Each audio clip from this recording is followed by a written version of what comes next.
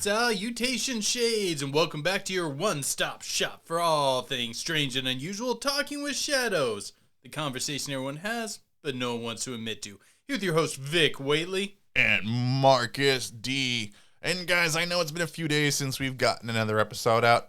I apologize on that. I have started a new job, so it's made it a little difficult for me and Vic to get together to record, but we're super excited because now we're getting to sit down and begin our month-long talk on giants. Ooh, but before we get started today, a bunch of shout-outs. We got to give a bunch of shout-outs today. The first two shout-outs we want to give is to our two newest patrons. Awesome. Matthew Ryman, I think I said that right, and Sky C. Thank you so much for becoming patrons. We appreciate the support so much, guys. Big hearts.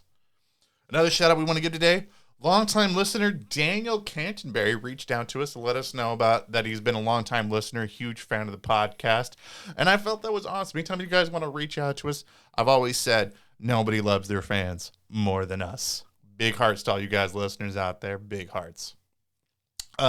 Daniel Vic actually gave a couple recommendations for some videos, so I wanted to see if you knew about some of these. Thank you for not passing those on to me. I want to see if you know. He recommended that we do episodes on King Solomon's Mines. I have heard of it, but I don't know much about it. And the Mossman of Florida. Mossman of Florida. I've heard the name before, but I know literally nothing about it. Mm-hmm. So I'll have to do some digging into those in between shows. Mm-hmm. I like this. I like the sounds of those recommendations, and you know what? Maybe pay attention a little bit. You might see where that episode as one of those might pop up, because we always love getting recommendations from our listeners. So my research this month has just been a cluster. I just got done with a book that I thought was mainly on giants, but actually was just like this really dense treatise on like Christian lore and only focused on giants very little, even though giants were in the title. Like, yeah, you thought you were going to listen to Giants, and then it turned into the song Take Me to Church, yeah, by Holzer. Yeah, like, you know. I mean, the book wasn't bad. It was okay. It was like In the Footsteps of Giants or something along those lines. Mm-hmm. It was by like Brian Godsaw, and the book was fine. It was well written. Mm-hmm. I was just looking for something that was going to focus more on giants, and it really seemed like it was going to. Now, I did learn some things about Christian lore I did not know. Oh, yeah. And that's going to be one of the fun things whenever we really get into the giants, like the conversation turns super religious real fast. Now, before we get into some of the comments from some of our last episodes, I want to tell the listeners what we're drinking today. And by the way, guys, I want you to know, Vic has been my best friend for over 16 years. Oh, thank you. 16 years. And he tried to give me a strawberry hard cider flavored alcoholic drink. I keep forgetting that you're allergic to strawberries. Your wife forgets half the time. 16 years. And he tried to kill me. I was almost about to open it up. I'm like, this looks like a very pink drink. What is this? Oh, it's strawberry. Oh, thank you, dick. Trying to kill me.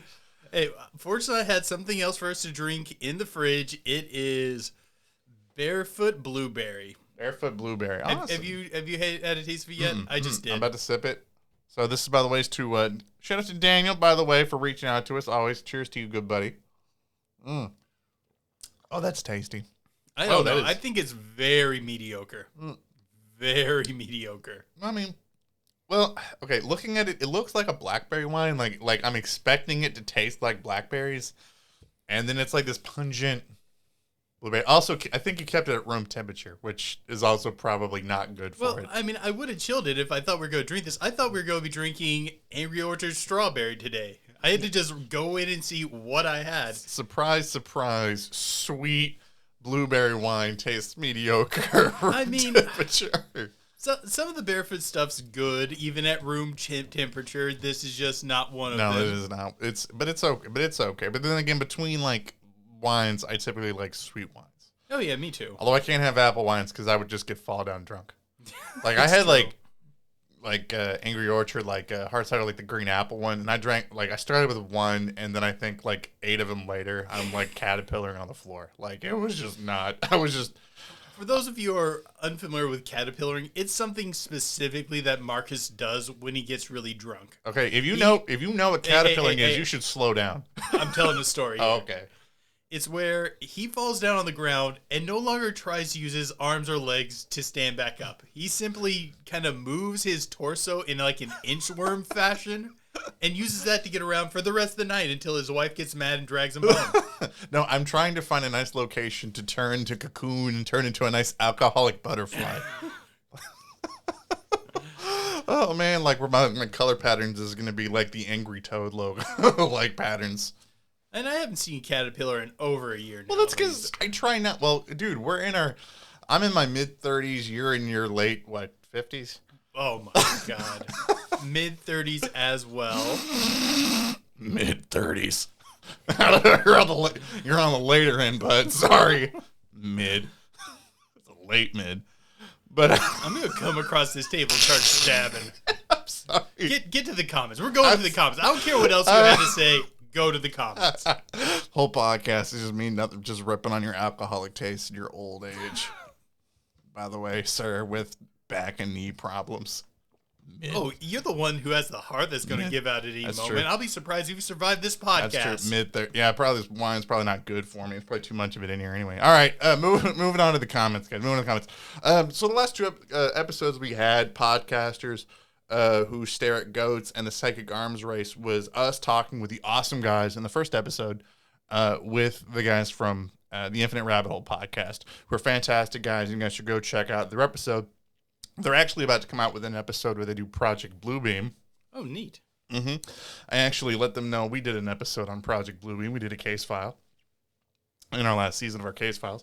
So they're probably going to check it out, so you might hear some of our theories in their episode. But and then we did the Psychic Arms Race, where we kept talking about Project Stargate and our thoughts on the government's investigation into psi warfare.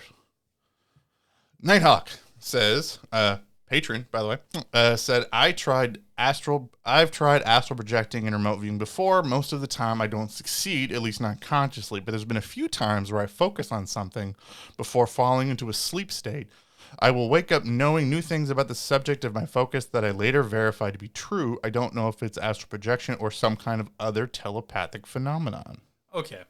I was meditating once in the shower, just kind of sat down. I like to meditate with water running over me. So I just sat down in the shower, had hot water running over me, started meditating. And at one point, I felt myself leaving my body. And I just grabbed back onto my body and never tried it again. That was the end of my... I thought it was terrifying. I was just done with it after that. I've never tried astral projecting or remote viewing or anything like that. I mean, there's been times where I'm sleeping where I feel like I'm drifting in and out of sleep sometimes, where I feel like I'm seeing myself above my bed. But I don't know, again, if it's me actually doing that, or if it's me just, dreaming in and out of like a hallucinogenic state while I'm trying to fall asleep. I don't know. Sounds like you're astral projecting, bro. It could be. Watch that silver cord. No, if I'm going to astral project, I'm going to go to my neighbors' houses and find out their Wi-Fi passwords. Good use. I know. Noble use. Dude, that was another funny thing too. Like right before we started the episode, a guy from an internet company walked up to Vic's house saying, "Hey, you want some free internet?" I was just sitting in the house like, "Why? Do you know his neighbor's Wi-Fi password?" Oh my god! I wish I would have had that line. Laughing Fox, one of our good buddies, said, this time on Epic Rap Battles of History, psychics versus cockroaches, begin. But in all seriousness, psi phenomenon is one of the areas of the paranormal that most fascinates me because I've been unknowingly exposed to it throughout my life. Read more. You're absolutely right. I'm going to read some more. Boom. My mother practices what basically amounts to psi healing. I'm gonna guess, is that Reiki? But I don't know. Yeah. Manipulating the body's energy to feel to aid in the healing process. I think I guessed that right. To her, it's a science that she learned from her colleagues, from a colleague in her PT practice. I've witnessed a friend of mine use this field to amplify a gust of wind from his hand to extinguish one of those gas fire pits with a copper pipe under crackled glass. That's pretty cool. Yeah, that's pretty. And I think, I don't know if I said it in the episode, or I don't know if I've ever brought it up. Man, I think there's something to at least Reiki, like with using. Oh yeah, I've seen Reiki used a few times to incredible success. Positive vibes. Like, I think there's something to like being around positive people that want you to be better. And that's just you, Marcus. You're all love and light, right? I am all love and I am a basket of beaming positivity, sir. You're like the least love and light person I think I've ever met. Oh yeah, that sounded terrible. Sorry, that's none of my business.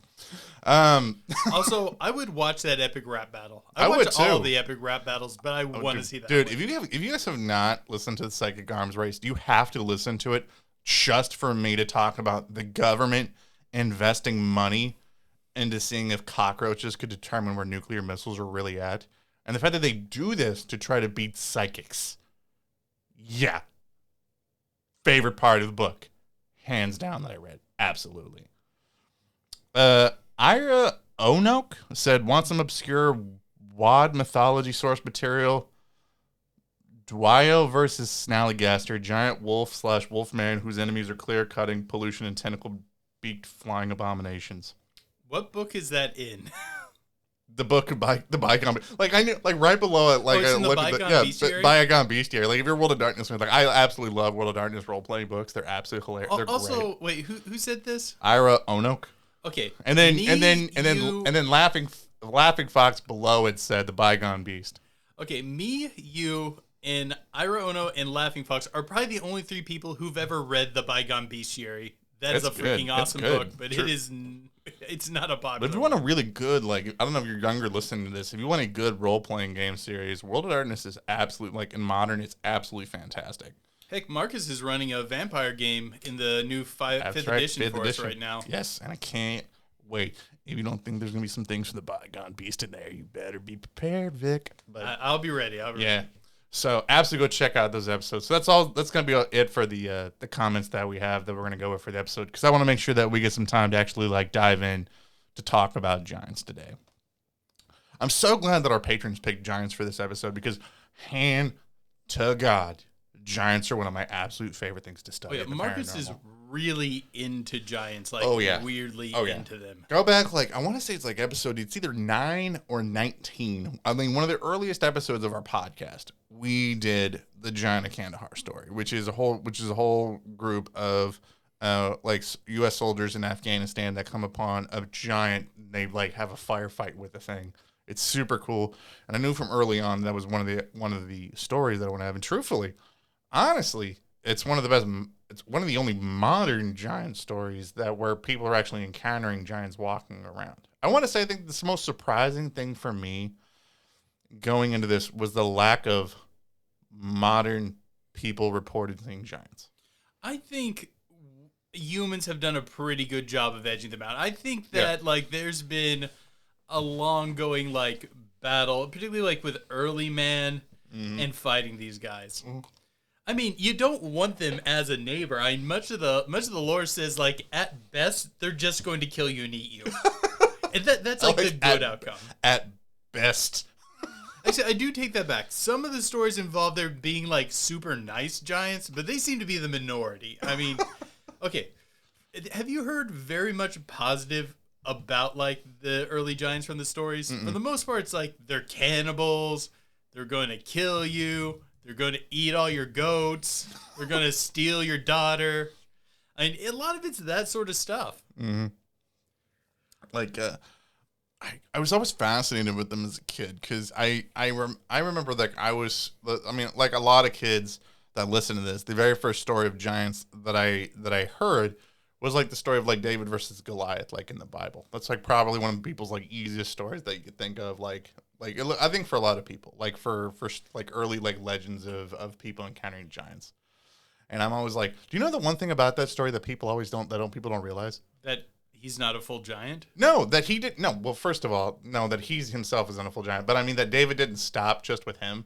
That he goes on to like kill like the rest of the giants in his family. Like David goes like full mafia boss to like exterminate the rest of Goliath's family. And there's some stories where they're not in this traditional canon, but there's some stories that imply that he basically went on a war of genocide to drive just to kill all the giants in Israel. Like he was just going to get rid of all of them. And the thing is, like, how many different cultures around the world have these stories about these wars with giants? Absolutely, like a lot of cultures have this in their circle of stories. Like one of the easiest ones to think of, like the Greek stories of like the giant, like the Titans taking on the gods. There's always these stories of the giants are taking on the throne, and like in some sort of fashion of it wasn't even that, and I don't know a whole lot about Norse mythology, but I have seen the Thor movies. like where they fight, like where with like the Norse pantheon doing the same thing. In the Poetic and Prose Edda, there is a fair deal amount of giant fighting. Yeah, there are a few giants that are their friends in it, but it's a lot of giant fighting. Yeah, and in the prelude to the the Thor movie, Thor goes and fights all the ice giants. Mine was cooler. I mean, in the Poetic Edda, or is it the Prose Edda? I can't remember. I think he's in the Prose Edda, and now I say it. But I think in the actual story where he's doing the ice giants, I think he cross-dresses to get in.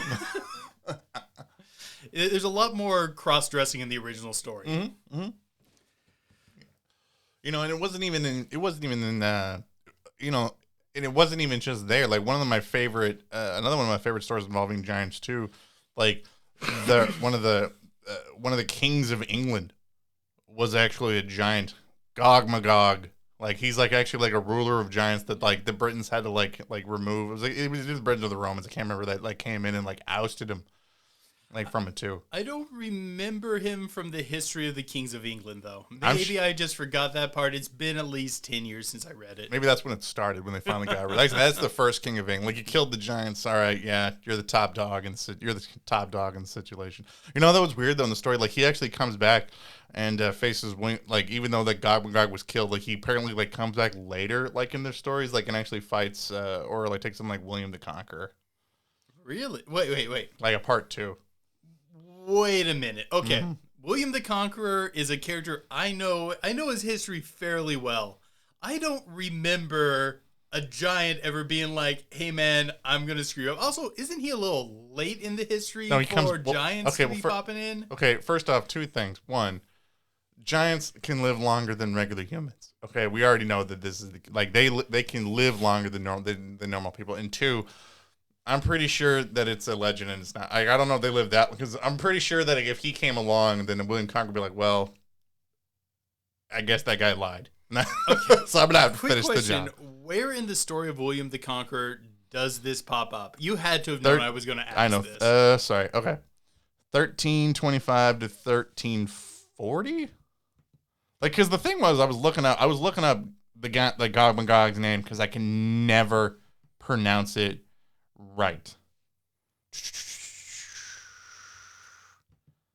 Like, does this happen to him when he's still in like France, or is this after he sails across the channel? I'm pulling it up. Well, it's after he got the name the Conqueror. So maybe that's how he got the name the Conqueror. Well, was he killed a giant? It's because he won Hastings. That's why he became the Conqueror. Oh my God. Okay, William. I'll give them a little bit of background on William the Conqueror while you're looking this up. William the Conqueror lived in Normandy. He was at one point promised the throne of England when some old guy who I forgot the name of died. I didn't preface. I didn't think I was talking about William the Conqueror today. Back then, he is called William the Bastard. After he realized he wasn't going to inherit the throne, he sailed across the English Channel, won an important battle called Hastings, and then ended up becoming William the Conqueror. Gotcha. That's the quick and dirty of it. So it's shortly after William the Conqueror, after he's traveling around Britain surveying his new domain. You mean supplanting rebellions? Well, I was using their words, man. Okay. And apparently at that point, then he like encounters Gog Magog again. And then he kills him again. Okay, William the Conqueror, way cooler than I thought. I know. Like that was like apparently like he was so like Gog Magog was so cool he had to come back and die twice, I guess. And I guess we should probably specify how big we're talking on most of the giants we're talking about today.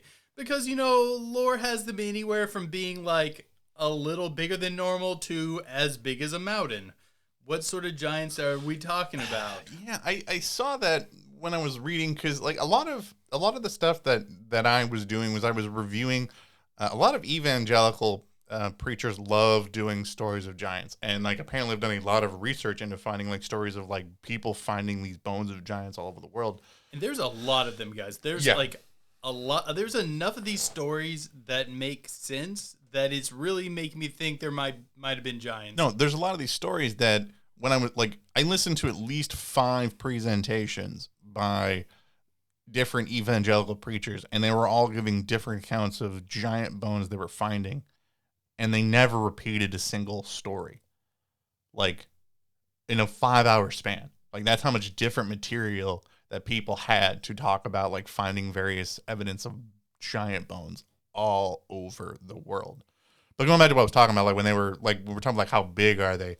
You'll see everything from like 7 feet tall to like what you were saying, like the size of mountains. I would say a good rule for most of what we're talking about is no smaller than 9 feet, no bigger than 30. That's and probably most of the time we're not talking anything over 25. I'm just giving us some wiggle room.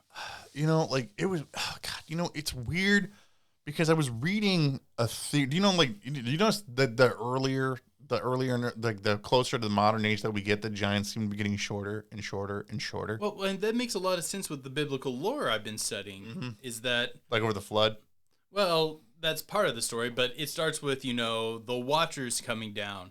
And the Watchers find human women hot, so they start breeding with human women, and they create the Nephilims. And then the Nephilims are around for a while, and then they have another generation, presumably with humans, that are still 1 degree shorter than they are. Mm-hmm. And they have their own. There's actually their own special word for it, but I'm not going to attempt to pronounce it here. But basically, yeah, and it seems like they're kind of getting diluted. And also, like, the flood definitely didn't kill them all because they appear after the flood. After the flood. But no, but that was an I was listening to a guy who was doing a presentation because he was talking about, like, that they've been able to, like, if you try to predict, like, a certain time frame, like, if you give it being, like, I don't know, like, so many thousands of years ago, like, if you go back far, like, in the history records, that they've been able to simulate the air pressure, like the atmosphere during that time, or they try to, and they put that around animals, that the animals and plants get bigger. And then shortly after the flood, like it causes like a change in our atmosphere, and that's why you're starting to see even giants getting shorter and shorter and shorter. Yeah, but you haven't seen the same sort of effects with humans. No, when they did this with people, well, no, they can't do that on people yet. Where they do that, actually, I take that back. But one of the things that they actually found, though, whenever they attempted to do like atmospheric tests on men, that they found was that men started feeling better and that they started getting more virile. They started doing that was they started getting a little bit different of no, but they did this to snakes, and they found that snakes and other reptiles that they did started getting like actually bigger, and I thought that was really interesting. I don't know. I've heard of this theory before, and it's usually used to make points that are really weird. No, I know. They make no. I wasn't going to bring up the later points of what they were saying because it goes into them trying to say like they're covering up like where the dinosaurs actually came from. But I did think it was an interesting... It goes into that argument where, oh, no, we still have dinosaurs today. It's just lizards. But if we had the atmosphere we did then the lizards we have now would just grow into dinosaurs. I'm like, right. Dude, there's a lot of problems with that. No, but you see periodically as when people are finding giants bones and the sizes of giants, they're getting gradually smaller progressively over time, is what I'm saying.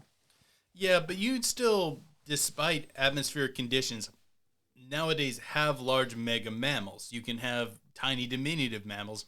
And I'm going to say this follows more of a trend of a genetic shift than an atmospheric shift. They're just breeding with just more with people rather than with other giants.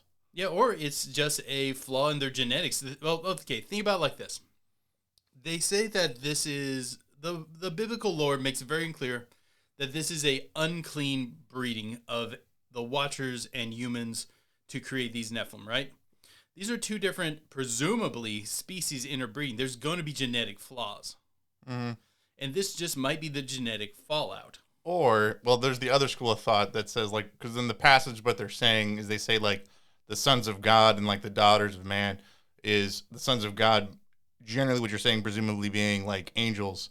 But also other preachers will say that it's not that the sons of God are the children, the descendants of Seth, and the daughters are the descendants of Cain. Yeah, no, I've heard that, but there's really no good backing for that. It's more likely it's what they're saying, because they make it, the language they use in the original archaic Hebrew makes it fairly clear, and they talk about children of Cain and Seth in other parts, and they don't use this form of language. And I think it's pretty clear that they would use the same sort of language if that's what they're talking about. Or there's other giants, because there's actually like tribes of giants, like the Amorites, that are supposed to be just straight up like taller than like what, or as tall as oak trees, I think is how they were described. Cedar trees, that's right, cedar trees. Within the Bible as well. Yeah, but no, but truthfully, I side with you because it's a much cooler story. Because I think it's a much cooler story. It's a cooler story, and when you break down how it's written, I think it also is the more likely. I think that's more likely of what the writer was attempting to say there. Right. I just wanted to bring up that other argument for the sake of saying that this is what some other people said, but generally all five guys that I was listening to ascribe to the theory that we're talking about right now, where it's like angels are the watchers and man. They're specifically the watchers that fell with Azazel out of lust. These are not the ones that were siding with Lucifer. This is a different group. Azazel, like the Batman character? Yes. No, then there's not a whole ton known about Azazel. I know a little bit, but not what we're talking about today. Falls from God. The key points are this. Azazel saw earthly women, got horny, told some other angels about it. They got horny. They came down, they became the Watchers, and then their progeny were the great men. And then the giants. And then to repent, he went on a vigilante spree in Gotham City. I don't remember that part. No, it's in the extended Bible. It's one of the Batman series. It's the book of Bruce Wayne. I didn't know that was canonized. I'm going to hell for that one. I'm pretty sure that I am. Oh, man. Okay, so there's something I've been wanting to talk about, something that's just been picking at my head. So these giants that are being accounted in the biblical stories and things like that, they're not insanely huge, but they're definitely big. They're big enough that you look at them and go, that guy's really freaking big. Like if you saw a 15-foot tall guy, you'd be like, holy crud, that's insane. Mm-hmm. One of the things I wanted to talk about is they're also known as the men of renown, and that got me thinking. Did you read the Iliad? Mm-hmm. Do you remember when they're giving the descriptions of the men, basically the heroes of Troy when they're getting off the boats? Mm-hmm. Do you remember how tall they were? Some of the Ajax was Ajax himself was a giant, in the story. Ajax was big even just for them, but even the shorter of the heroes were still 8 foot tall. Yeah, both Ajaxes, by the way, because there's two Ajaxes. That's why you like to use the term Aias. But yeah, and Aias, just so you guys know. You can't see my pinky raised right now, what he just did. Hey, Aias is my favorite character. I thought I was being smug, and you just went, that's what I say, Aias. Please. Okay, but all that is set aside, they're described as being in the right height category of these giants. Well, yeah. Well, even in the Bible, after the flood, a lot of the giants that you encounter are often kings or chieftains of particular places. Like when you find these things. Yeah, but this makes for a big deal. Were the Grecian Isles during the classical period ruled by a caste of giants? Well, again, it goes back to when we were talking earlier before the episode.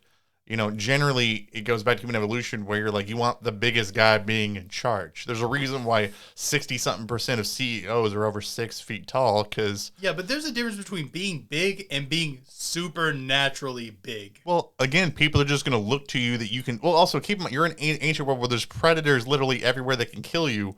Who are you going to look to protect you? The 5-foot-nothing guy with, twig arms, or the 10-foot tall guy with tree trunk arms was going to, even if they argued, I don't know if the 5-foot guy's going to do very well.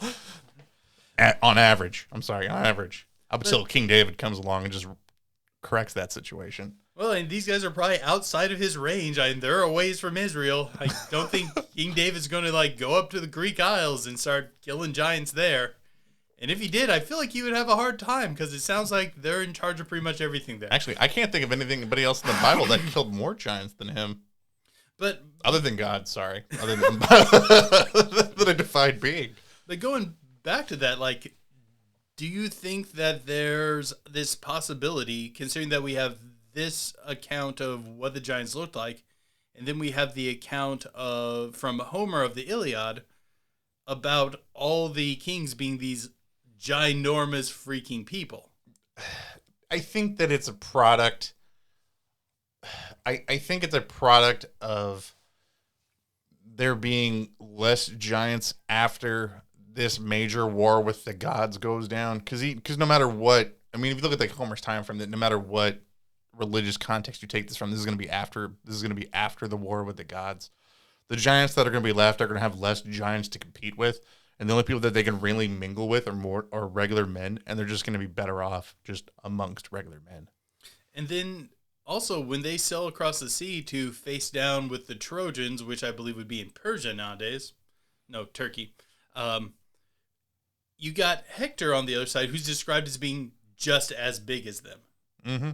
So, like, after David kills a whole bunch of them, do they just scatter everywhere and become kings? Did they travel all over the world? I mean, we do have accounts outside the biblical history of these giants traveling everywhere. Right. In most nations, it seemed like they got off the boat and people just killed them.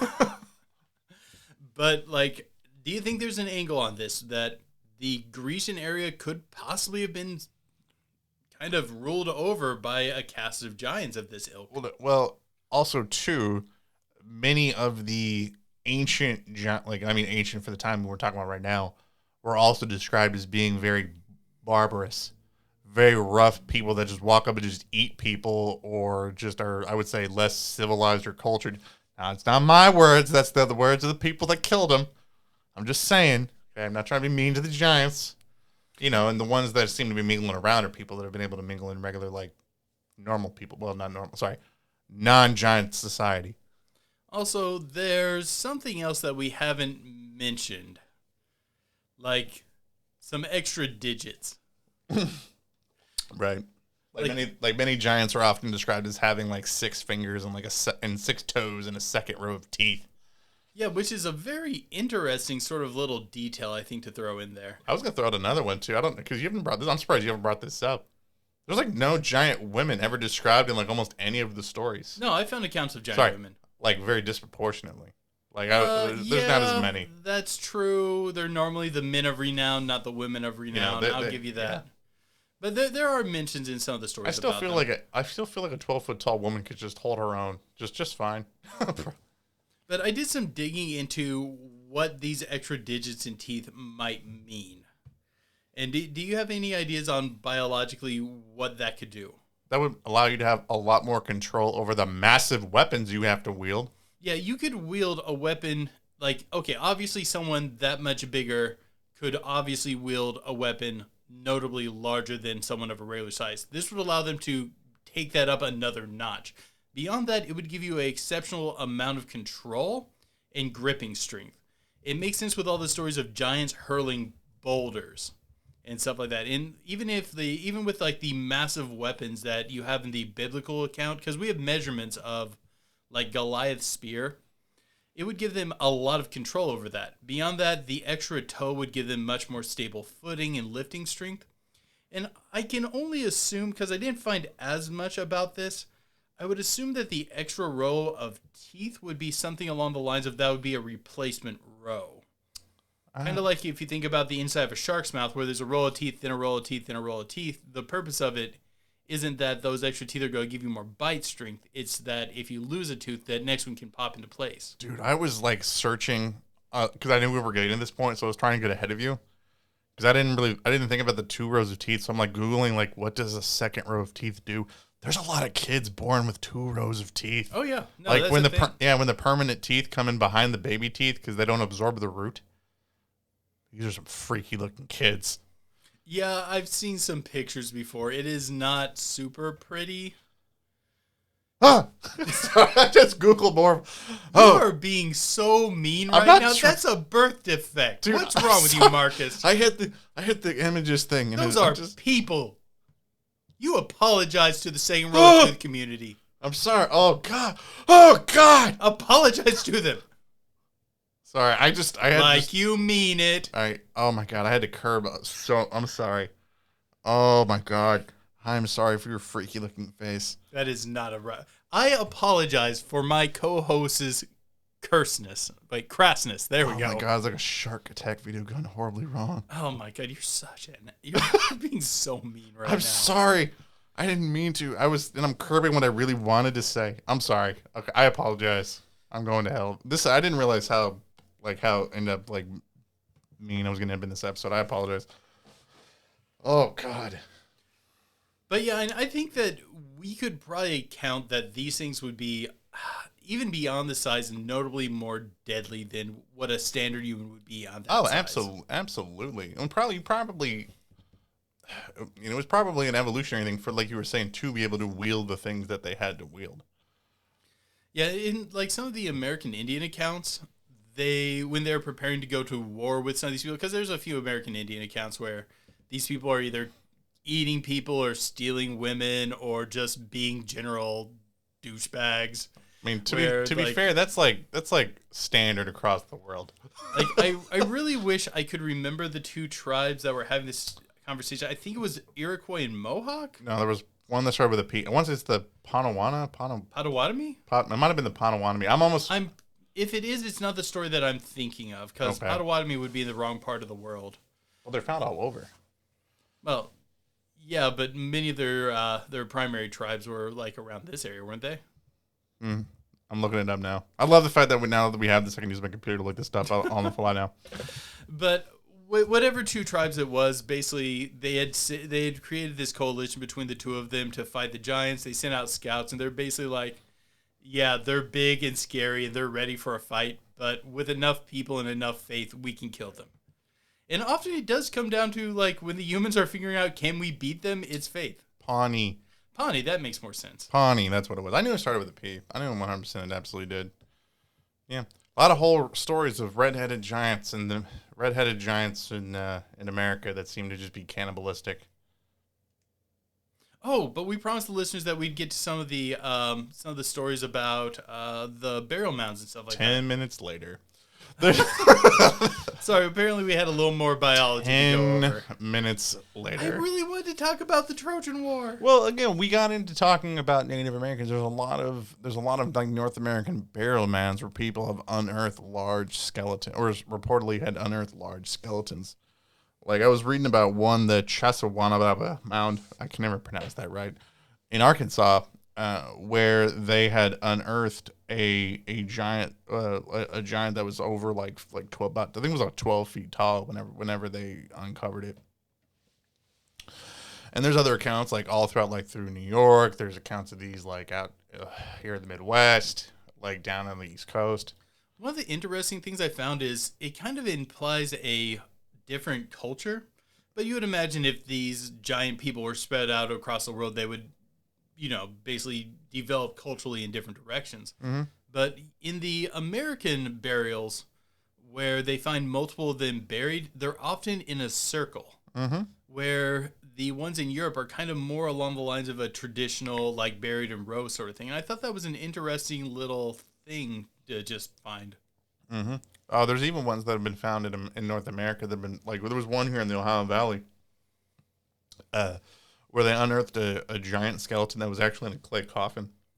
Oh, that's neat. Yeah, that was another one that I thought was really interesting, too. Most of the ones I've heard of were in stone. Mm-hmm. Man, this wine is hitting me. It's only like 7%, but then I started thinking all I've had today was like a blizzard and some pretzels. Yeah, and then you think about like all the other like incredibly large architecture that's found all over the world, like down in Peru, the Ollantaytambo, like the giant steps that are found in Peru. I want to throw something out here before we get into the architecture stuff. Oh. I do generally believe that humans could have done much of this stuff. Humans are pretty kick-ass people when they feel like getting all behind a task. And we can do things that are pretty nuts. But also, to be fair, if you genocide an entire species of people, you're not going to say they were good people. I'm just I'm just That is not where it's going. Comment below if you think I'm wrong. Comment below if you think I'm lying. But humans, I believe that we can do most things. Now, at the same time, you also have to look at the historical stories from a group of people. Like, for example, a lot of people have claimed, oh, aliens had to have helped American Indians make their large earthen mounds. No, I personally believe that they could have stacked that much dirt. If a culture put its mind to it, they could do it. I can't believe, like, really, like, I hate that argument. Like, I don't like the argument of saying that ancient man can't move large things.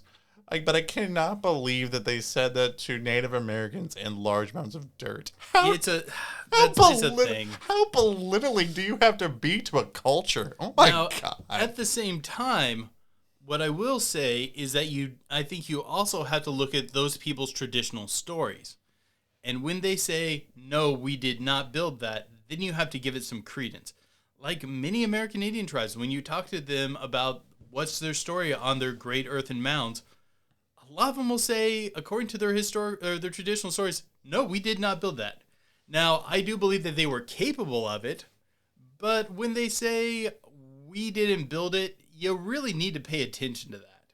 Well, and also too, like sometimes it really matters of when people are writing certain stories down, because again, like if you're talking about like people that are trying to write ancient stories, like if you're writing it, you could still be talking about a story that's written down 2,000 years ago, but they could be describing an event 1,000 years ago too when they're writing it down sometime too. So I think it's important to make sure that when you're looking at when is this being told or when is this being written down, also I think you should understand the context of that as well. But you know, it's like ancient man trying to understand even ancienter man. But with that being thrown out, I think we can get into giant architecture. Oh yeah, like although we still haven't gotten into the burial thing much.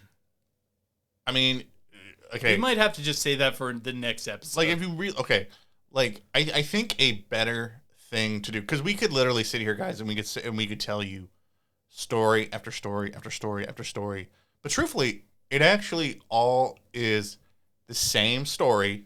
No matter where you pull it out. The most important thing to understand is how many of these accounts there are of people unearthing giant skeletons saying, holy crap, we found this massive giant skeleton. And then somebody shows up in the story next. But I'm not going to get too much into who that particular person is. You know what? Screw it. I'm hijacking the rest of the episode for the regular segment. We said that we were going to get into some burials. I'm going to tell some burial stories, and we can do everything else later on. Go ahead. Tell your story. Just a few that I know off the top of my head. And I'm not going to go into a huge amount of detail on this because while I was doing research, I found out that the Mysterious Universe podcast had just done a podcast on this. But also the stories are too good to entirely pass up on. Okay, the book, Giants of Sardinia by Luigi Muscas. I'm sure I said that wrong. Okay. He was mainly talking about in the book that in the 70s was when, like, his island started to become, in this island's in Italy, started being industrialized. When he was younger, he just remembers it being almost like a feudal sort of area. People were still traveling around in carts, on horses, things like that. But around the 70s, they started to industrialize. And coming along with that industrialization came all the proper digging tools for making roads. And once those arose, people started unearthing skeletons of giants within his area. There had always been rumors on the island that there were these giant skeletons, and they had lore about there being giants here before they arose. But they started unearthing a large amount of these giant skeletons, and it just blew his mind. Like a lot of people within the community reported this. Let's see where to start on this, because I know I'm getting close on time. I want to tell the story. Go ahead. Okay. One of them that really stuck out in his head, and I think it opens up a lot of interesting questions, is at one point he found a cave, basically just following rumors, that had a skeleton of a giant. And skeleton's not the proper word. It was more a desiccated corpse of a giant. And he and his friends started playing around with this corpse. I mean, they didn't have TV or Nintendo or anything, so I guess playing on with a giant's corpse is something that one might do. And like they would like pick up his arms and try to make it move. And he described that if he squeezed the tendons in the hand, they could actually make the fingers move and stuff. And they do stuff like that and joke around, oh, the giant's alive, and things like that. When him and his friends got to school, though, they couldn't fully keep quiet about this. And then just one day they came back and the body was gone. But there's one detail from that story I really want to pick out because I've heard this as a trend in other stories. If you took a desiccated corpse of a human and tried to mess around with the tendons and ligaments and stuff, you're not going to get articulated movement out of it, right? Mm-hmm. Like, think about it, you're not going to go to the Smithsonian, push a guy aside, go up to a mummy and start making his fingers move. No, it's just not going to function that way. The body's too damaged. But this is not the only account I've found where people who are discovering desiccated giant corpses can make them move through that sort of articulation, which I think is really fascinating. That means they have to have a very different sort of body chemistry than us. Mm-hmm.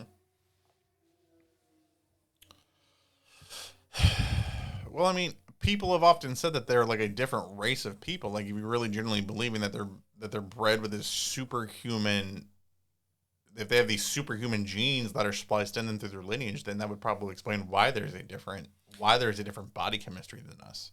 Yeah, but it's still very complex to say that it's not just going to dry up and become non-functional. Mm-hmm. It would almost mean some sort of natural bacterial resistance that's keeping the body from being destroyed. Like, normally, if you're finding something that's intact, the area is so arid that, well, bacteria is not growing in enough to fully desiccate or to decompose the body. And perhaps it has something to do with how they were mummified, I'm guessing, or entombed. There's a lot of mummified giant stories, too. Like the famous San Diego giant from like 1830, I want to say it's like 1895. They found it, like, it was essentially mummified, like, whenever they found it, like, arms across the chest and everything. But yeah, actually, I'm starting to change my tune. I'm thinking that it's probably less to do with the biology and probably more to do with what manner they use to mummify. Because it has to be something that is really preserving the internal parts, because effectively that should crumble, not be tense enough to move a finger. Mm-hmm. Which I thought was fascinating. I just wanted to share with you guys and get your guys' thoughts on it, because that was a detail that really made me think. Like, one of the things that that made me very sad within the lore when it comes to giants, and this was something that I really wish that I think that more we're talking about. Like, when you see so many stories of people talking about finding these burial grounds, like these graves of giants, like that was often too, like whenever we first started finding evidence of like ancient man burying their people, like we considered that like culture, like of somebody being buried. And I think that's something that's so not talked about in the narrative when you're talking about giants, is that there was probably this culture that was going on with them, and I wish that there were more stories about that. Like, you know, so many, like, there's so many well-known stories about Greek gods and the things that they did. There's not as many when it comes to like the Titans. We know so many of the stories of Native Americans fighting these giants, but we don't know anything about the culture of what it was like for those giants, even though there seems like there was some evidence of some kind of culture that was going down. Like, there's some detailed stories of the Titans, particularly ones like Prometheus. No, but I mean, like, there's not as much. There seems like there's this lost culture when it comes to the giants. And I wish that, you know, so many times we find these evidence of like giants and their weapons, or we find evidence of them being buried, but it's an overlooked thing to me that I wish that there was more that we could talk about. I know we're well over time, but I want to throw in one more thing from Giants of Sidonia that I thought was really neat and kind of explains why we don't hear more about these sort of burials.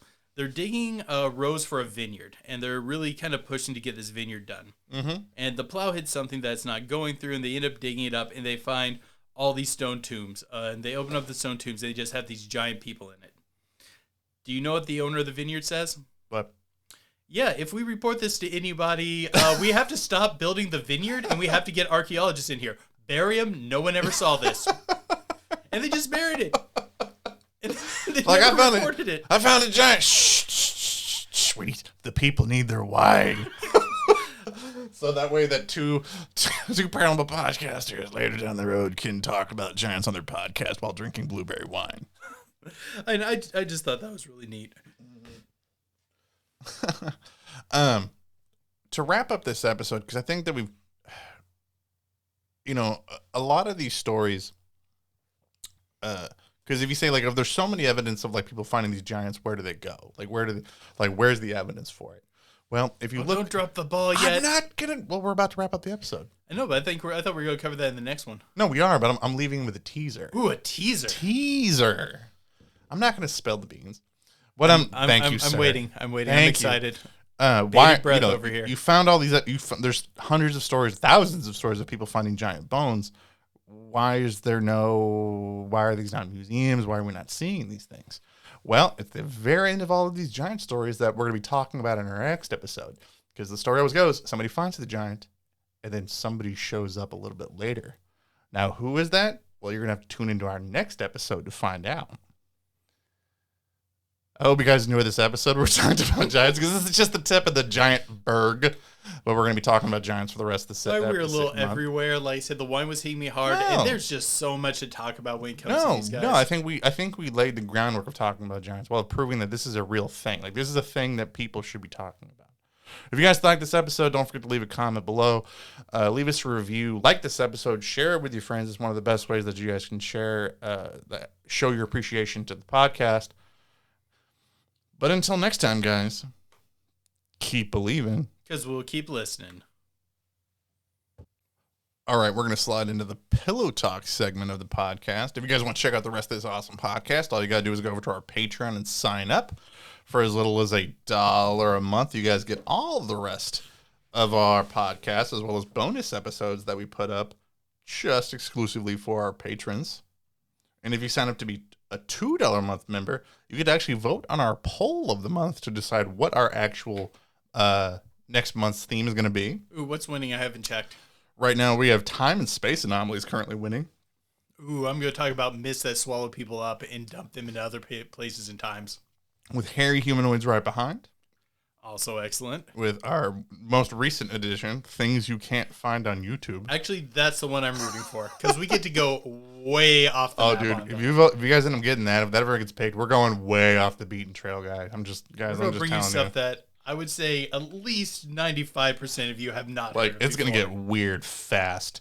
And then ghost towns right behind that. Also a good one, because we visit a lot of ghost towns. We like ghost towns. So any of those are going to be fantastic.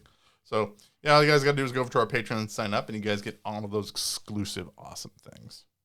But all right, we're going to keep going a little bit more. I wanted to get back a little bit more to that final thought that I was having about giants. There's so many stories of giants in the written histories. Even like giants after the supposed flood, or after their war with the gods, and Simon, where they're still around. I'm riding with you. But don't you think that honestly, like, if you realized you were one of these giants and you saw that you were kind of like either a part of like a dying race, one of the last to rebreed, or you were so alone that somehow that would get brought out in your story? Like, I don't... Yeah, I would think so, yeah. Like, there's so many stories that we have of people that end up either alone, or they're unique.